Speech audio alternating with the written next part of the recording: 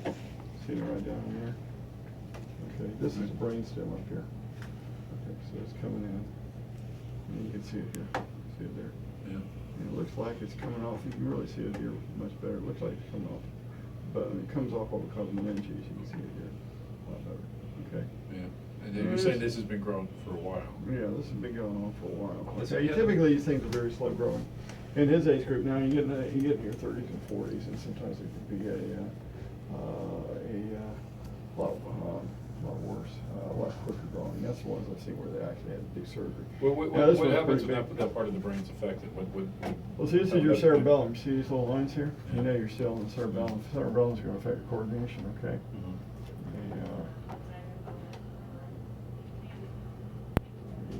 Keep going up. See, the radiologist, nice little measurement here for us. Right there. 7 millimeters. 2.7 Oh, I'm sorry. centimeters. 3.9. It's pretty good size, as you can see it over here too. Okay, now this is the occipital lobe right here. Okay, so it's affecting the occipital lobe as we're going down, basically. It's affecting from here down, okay? All right, now as we go up, and this right here, you see this right here, this is edema, there's a little bit of swelling associated with this thing. It's like a super big shift over, you know, it looks like circulate, everything's going pretty good. It looks like the outflow, we'd have to really affect the fourth ventricle, affect that. It looks like your circulation's preserved too on that. But see all that, that's edema right there. Okay, that's from the tumor, that's a tumor right there. Now, is that, what, are you See how this giving is what- medication to bring that down, or is that something that may be operated on? Yeah, that's not really causing much problem. There's a little bit of Okay. mass effect on the occipital horn here, okay? All right, as we go up, we see the ventricles, these are your ventricles. But, see, as we go up here, this is where we're starting to get the other thing going on. See that right there? Little blob there, Yeah. much more brighter it is. Watch this, and you'll see it starting to evolve out, see it? And that's a stroke. It's a stroke. Now, not this right here. Mhm. That's just a periventricular absorption of the CSF fluid. See that right there? Yeah. And so now remember, I drew that line there across the brain, which is basically going across like this, up and down.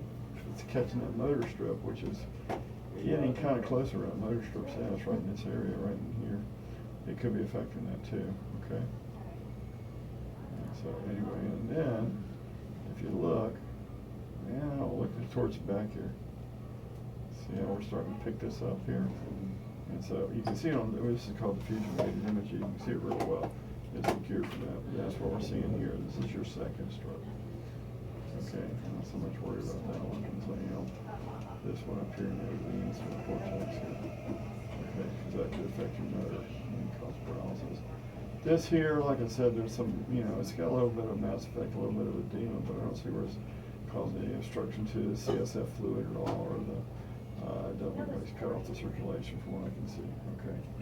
And these things, meningiomas, like I said, usually when we pick them up in your dad's age group, usually are incidental. We'll see them, it's like, okay, big deal. I guarantee I got at least 200 people running around the community with meningiomas. We just look at them. At this age group, it's such slow growing that we don't mess with them. We get more problems trying to mess with them. Now his is in the back here, and when you start getting the swelling associated with that, the edema, then sometimes it'll change your feeling of going in, because see right here, this is edema coming in here. So, but right now, ain't nobody gonna touch it until first of all get him up to that and get him stabilized clinically with other medical stuff.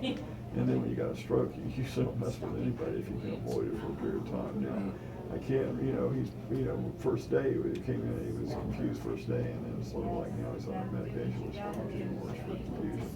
So once you get off the meds and stuff, and I get a good exam, then I can tell you what we got cooking and what exactly clinically this is related to what we're seeing on the strokes. But that's kind of what we got. We got the 2 strokes, one there you can see real well. Then you got the one up here, which is the one there. And then you got that meningioma, which is of course that's the one. Okay. You don't see it on the diffusion weight, but you see it there. So it's kind of it in a nutshell right there. Okay. that's what we're looking at, spin, okay? Okay, well, yeah, and thanks for, taking the time to show No, us and no to problem. describe what's going It on. makes a lot more sense if Yeah. you can show it to you. Yeah.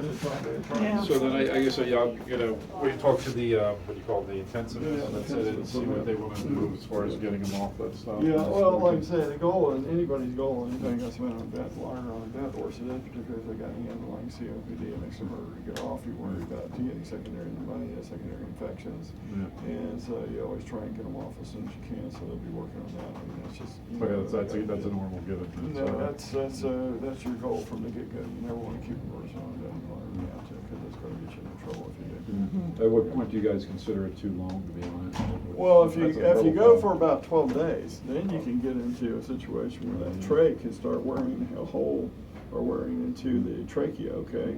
The tube can wear into the trachea. Okay. And then you can develop what's called subcutaneous emphysema. And actually, the skin will kind of get a puffiness to it. When you push on it, it sort of like sounds like Rice Krispies. Really, literally like Rice Krispies as it's cracking. So before they ever reach that point, they will do a trach before they'll ever let it go that far. So But we're not probably looking at something like that. No, We're no, looking at no, like no. maybe tomorrow. he's Yeah, off or you something. know, well, it might take a couple of days to wean him off, but they got to work on weaning him off. But usually that's not an issue for 10 to 14 days, okay? And 12, usually 12. What about people like days. this for the muscles forgetting to breathe? There's No, nothing. the muscles will breathe, okay? No, that's the only problem you worry about is was he a smoker in the old days? No. No. Okay, so, if he's not a smoker, chances are he doesn't have severe COPD. But if you got any COPD underlying lung problems, that makes it very difficult at times to get people off. It makes the weaning a lot slower. Okay. All right, great. So from your Well, thank point of you. view, the wean is good. Wean's good. I need to Okay. get him off. And Dr. Sharma said keep his, we did a cardian drip, he said blood pressure around 130, you good with that one? Yeah, 130 or even higher if Okay. you want to. Okay? Great, All right. thank you. Any questions? Thank you. Okay, thanks. Okay. Thank you All right. very much, Okay. All right, thank Doctor. you. All right, y'all take care now. All right.